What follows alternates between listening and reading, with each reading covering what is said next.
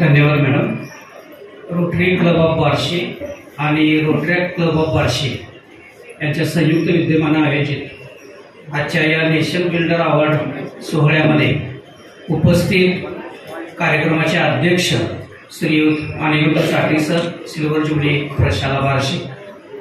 या कार्यक्रमाचे आयोजक रोटरी क्लब ऑफ बार्शीचे अध्यक्ष रोटरियन संजय हिंगमिरे सर, सचिव Rotarian Madhukar Doipure sir, Rotaract club of बार्शीचे अध्यक्ष रोटरियन नवनाथ गुल्हारे सर, सचिव रोटरियन गौरव कमटारे सर, त्याचबरोबर literacy and means head Rotarian Vijayshree Patil madam आणि प्रकल्प प्रमुख रोटरियन गणेश स्वामी सर, उपस्थित सर्व मान्यवर, सत्कारमूर्ती आणि सर्व या सोहळ्यासाठी उपस्थित असलेले नशीबवान बार्शीकर. नशीबवान यासाठी म्हटलं की अशा आता सध्याच्या काळामध्ये दुःखात सहभागी होणारे लोक भरपूर आहेत, परंतु एखाद्याच्या सुखात सहभागी होणं, त्याच्या आनंदात सहभागी होणं यासारखं दुसरं पुण्य नाही असं मला वाटतं. आणि आज जे 10 लोकांना सत्कार इथं रोटरी क्लब ऑफ बार्शी आणि रोटरॅक्ट क्लब ऑफ बार्शीच्या वतीनं करण्यात आले, ते सर्व सत्कार मूर्ती यांना मी गेले 25-26 वर्ष या बार्शी शहरामध्ये पाहतोय आणि त्याचं कार्य हे खरंच कौतुकास्पद आहे आणि रोटरीनं ते बरोबर कॅच केलेलं आहे. यातली एकही सत्कार मूर्ती अशी नाही की कुठंतरी मनात शंकेची पाल चुकचुकावी की काहीतरी वशिल्यानं काहीतरी इथं झाले की काय, परंतु यातली एकही व्यक्ती अशी नाही. आणि सर्वच्या सर्व सत्कार मूर्ती या खरंच आपापल्या क्षेत्रामध्ये नैपुण्य दाखवलेल्या अशा ह्या व्यक्ती आहेत आणि त्या सर्वांचा सत्कार इथं रोटरी क्लबच्या वतीनं करण्यात आला. त्यामुळं मी त्या सर्व सत्कार मूर्तीच्या वतीनं या इंटरनॅशनल लेवलच्या जे रोटरी क्लब आहे, रोटरॅक्ट क्लब आहे, यांचं मी मनपूर्वक धन्यवाद व्यक्त करतो. त्यानंतर मला कळालंच नाही की मला प्रमुख पाहुणा म्हणून का बोलवलंय आणि माझी माहिती कुठून काढली किंवा काय, मला अजूनपर्यंत त्याचा सोर्स सापडलेला नाही, मी त्या शोधात आहे. तरी पण मला ज्यावेळी पहिल्यांदा निमंत्रण देण्यात आलं त्यावेळी मी इतका आनंदी झालो किंवा इतका उत्साही झालो की आजपर्यंत जे अनेक पुरस्कार मिळाले किंवा अनेक कार्य मी जी काय केलेले आहेत या बार्शी शहरामध्ये, मी मूळचा तसा पन्हाळा तालुक्यातील कोल्हापूर जिल्ह्यातला आहे, परंतु इथं 26 वर्ष झालं बार्शीकर मी झालेलो आहे.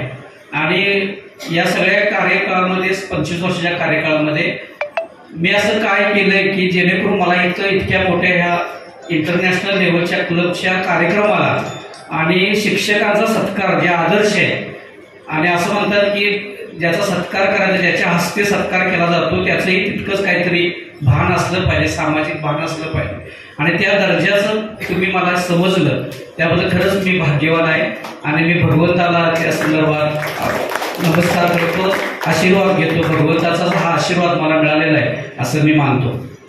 खरं तर समाजामध्ये शिक्षकाला खूप मोठं स्थान आहे आणि आपणा सर्वांना माहिती आहे, गुरुर ब्रह्मा, गुरुर विष्णू, गुरुर देव महेश्वरा यापासूनची आपली संस्कृती सुरू झालेली आहे. गुरुला सर्वोच्च स्थान दिलेलं आहे.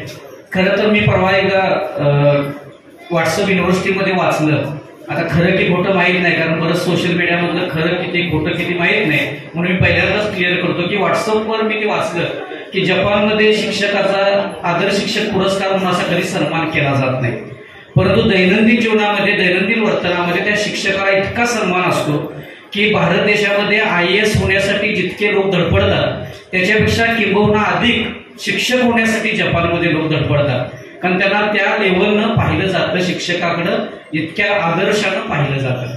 मग असं काय शिक्षक करत असेल तर आपल्या सर्वांच्या अनेक व्हॉट्सअपमध्ये पण अनेक व्हिडिओज येतात. एक शिक्षक टीचर लिहिलेला असा हाता असतं, इंजिनियर येतो त्या हाताला स्पर्श करतो, वकील येतो त्याला स्पर्श करतो, बरेच जण त्याला स्पर्श करतात, नेता येतो स्पर्श करतात. याचा अर्थ असा की टीचरच्या स्पर्शाने हे सगळे आपापल्या कार्यक्षेत्रामध्ये उत्तुंग झालेले आहेत. टीचर शिवाय हे अशक्य आहे आणि टीचरचा सन्मान आपली जर पुंजी काय असेल शिक्षकांची, तर मला असं नेहमी वाटतं की शिक्षकांनी असे 10 विद्यार्थी दाखवावेत की हे माझ्यामुळं घडलेले आहेत किंवा मी त्यांना काहीतरी मदत केली आणि ती त्यांच्या कार्यक्षेत्रामध्ये उत्तुंग भरारी यश त्यांनी घेतलेली आहे. त्यासाठी मी एक छोटंसं उदाहरण सांगतो आणि मी थांबतो, मी काय जास्त बोलत नाही कारण बराच वेळ झालेला आहे. आणि सगळे सत्कारमूर्ती आता सत्कार घेऊन माझं काही भाषण ऐकायसाठी इथं कोण आलेलं नाही. कुणाच्या तरी असते आपलं हे सगळे नवरदेव आहेत आणि कोणतरी नाचायला कोणतरी पाहिजे म्हणून मला आणलेलं आहे. असं काय म्हणजे जास्त तत्व येता नाही.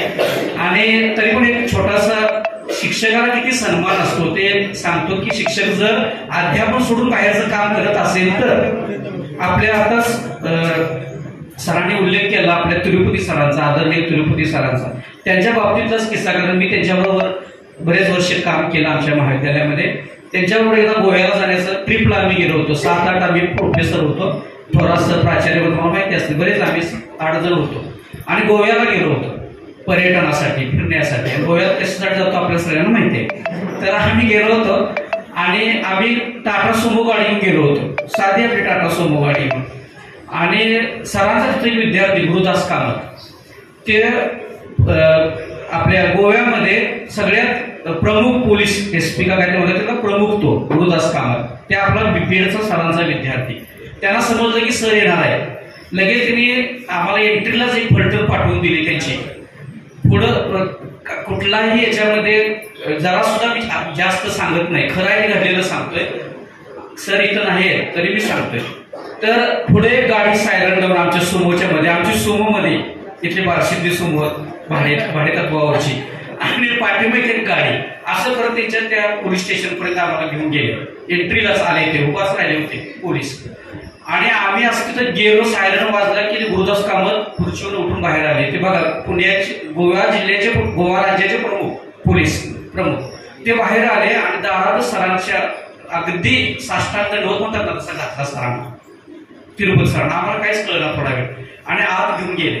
आणि गेल्या गेल्या फक्त एकच सांगितलं त्यांनी आम्हाला, 5 जण आम्ही बसलो होतो, 5-6 जण आम्ही गेलेलो सगळे, मी जो काही इथं आहे तो फक्त तिरुपती सरांच्यामुळे आहे म्हटलं.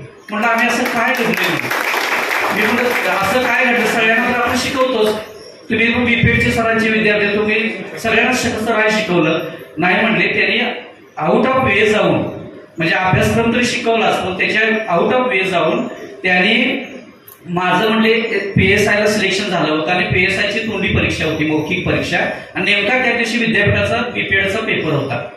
तर सरांनी मला सांगितलं की तू पहिलं ते PSI चं मौखिक परीक्षा दे, तुझ्या विद्यापीठाचा पेपर जो आहे तो मी कसा पूर्ण करायचा ते माझ्यावर सोड. आणि सरांनी कुलगुरूंची स्पेशल परवानगी काढून त्याचा तो नंतर पेपर घेतला, तो मौखिक परीक्षा देऊन आल्यावर.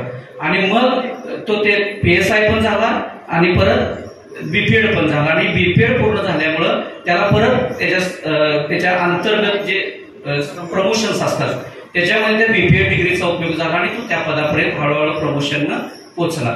त्यामुळे तो म्हणायचा की मी जर नुसता PSI झालो असतो, परंतु सरांच्यामुळे मी या पदापर्यंत पोहोचलेला आहे. शिक्षकांना नेहमी अभ्यासक्रमाच्या व्यतिरिक्त अशा पद्धतीचं विद्यार्थ्यांना मदत करणं गरजेचं आहे, जिव्हाळ्यानं मदत करण्याचं गरजेचं आहे.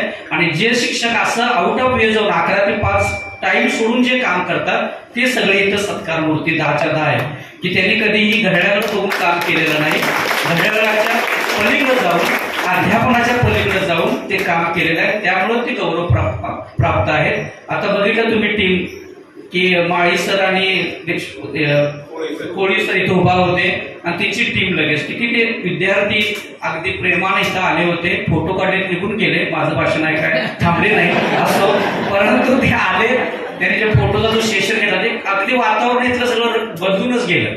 इतर सत्कार बघा आणि तो सत्कार बघा की ते म्हटले सर की कोळी सर म्हणले मी जो आहे या मुलांच्यामुळे मी आहे, हा सत्कार मी मुलांना समर्पित करतो. ही जी भावना आहे ती भावना जास्त महत्वाची असते. आणि मी काही जास्त बोलत नाही, आपण सर्वजण सत्कारमूर्तींचं पुन्हा एकदा सहृदय अभिनंदन करतो आणि माझं मनोगत थांबवतो. जय हिंद, जय महाराष्ट्र.